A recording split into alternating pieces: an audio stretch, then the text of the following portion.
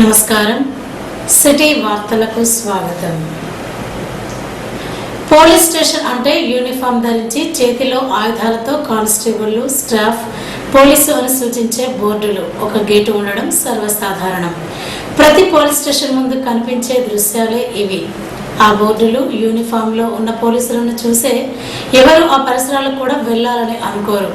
కానీ ఇందుకు విరుద్ధంగా ఉంటుంది సిర్పూర్ పోలీస్ స్టేషన్. ఆ పోలీస్ స్టేషన్ పరిసరాలు పచ్చదనంతో అలరారుతూ ఉండడమే కాకుండా స్టేషన్ ముందు భాగంలో ఏర్పాటు చేసిన ఉద్యానవనంలో పూసిన పూలు ప్రతి ఒక్కరిని ఆప్యాయంగా పలకరిస్తూ ఉన్నట్లుగా ఉంటుంది. ఆ పోలీస్ స్టేషన్కు వెళ్లాలంటే ఎవరు జంకాల్సిన పరిస్థితే లేదు. స్టేషన్ ముందు భాగంలో ఏర్పాటు చేసిన ఉద్యానవనంలో కాసేపు సేద తీరాలనిపించే విధంగా ఆ స్టేషన్ పరిసరాలను తీర్చిదిద్దారు ఆ స్టేషన్ ఎస్ఐ. ఆయనే పుష్పాల రామారావు. సిర్పూర్ ఎస్ఐగా ఆయన గత జనవరి నెలలో ఉద్యోగ బాధ్యతలను స్వీకరించారు. పోలీస్ స్టేషన్కు వెళ్లాలంటే ప్రతి ఒక్కరికి భయమే. పోలీసు శాఖ ప్రజలతో సత్సంబంధాల కోసం ఎన్ని కార్యక్రమాలు చేపట్టినా సాధారణ ప్రజలు మాత్రం నేటికి పోలీస్ స్టేషన్ అంటే జంకాల్సిన పరిస్థితులే ఉన్నాయి. దీనిని గమనించే ఆ ఎస్ఐ వినూత్న రీతిలో తన స్టేషన్ ఆవరణను తీర్చిదిద్దాడు.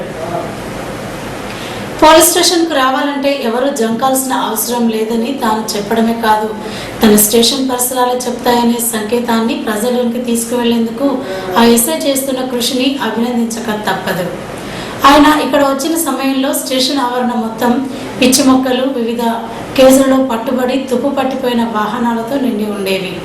పశువులు సైతం వాటి మధ్య సంచరిస్తూ అక్కడే పడుకుంటూ ఉండడంతో స్టేషన్ ఆవరణంతా దుర్గంధం వ్యాపించేది. స్వతహాగా రైతు కుటుంబం నుంచి వచ్చిన ఎస్ఐ రామారావుకు ఇది నచ్చలేదు. ఎలాగైనా స్టేషన్ ఆవరణను బృందావనంగా మార్చాలని భావించారు. అదే సమయంలో తెలంగాణ రాష్ట్ర ప్రభుత్వం హరితహారం కార్యక్రమాన్ని ప్రారంభించడం, ప్రతి ప్రభుత్వ కార్యాలయాన్ని హరితహారంగా మార్చాలని ముఖ్యమంత్రి కేసీఆర్ ఆదేశించడంతో ఎస్ఐ రామారావు తన ఆలోచనను ఆచరణలో పెట్టాడు. వెంటనే ట్రాక్టర్లతో స్టేషన్ ముందున్న ఆవరణను చదును చేయించారు. సిర్పూర్ నర్సరీలో ఉన్న వివిధ రకాల పండ్లు, పూల మొక్కలను తెప్పించి చదును చేసి స్థలంలో వరుస క్రమంలో నాటించారు. అంతేకాకుండా నర్సరీలో దొరకని పలు పూల మొక్కలను తన సొంత డబ్బులు 10,000 రూపాయలను వెచ్చించి ఇతర ప్రాంతాల నుంచి తెప్పించి మరీ నాటించారు. మొక్కల సంరక్షణ కోసం చుట్టూ కంచె నిర్మించారు. ప్రతిరోజు ఉదయం, సాయంత్రం గంట పాటు ఆయనే స్వయంగా ఈ మొక్కలకు పర్యవేక్షిస్తూ నీళ్లు పట్టడం, మందులు చల్లడం వంటి కార్యక్రమాలను చేపడుతున్నారు.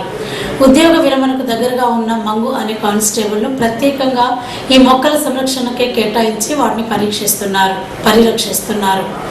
ప్రస్తుతం స్టేషన్ ఆవరణ మొత్తం పచ్చని చెట్లు, వివిధ రకాల పూలతో అలరారుతోంది. స్టేషన్ ముందు రోడ్డుపై వెళ్లేవారు సైతం ఇక్కడ కొద్దిసేపు ఆగి ఆ ఉద్యానవనాన్ని తిలకించాల్సిందే.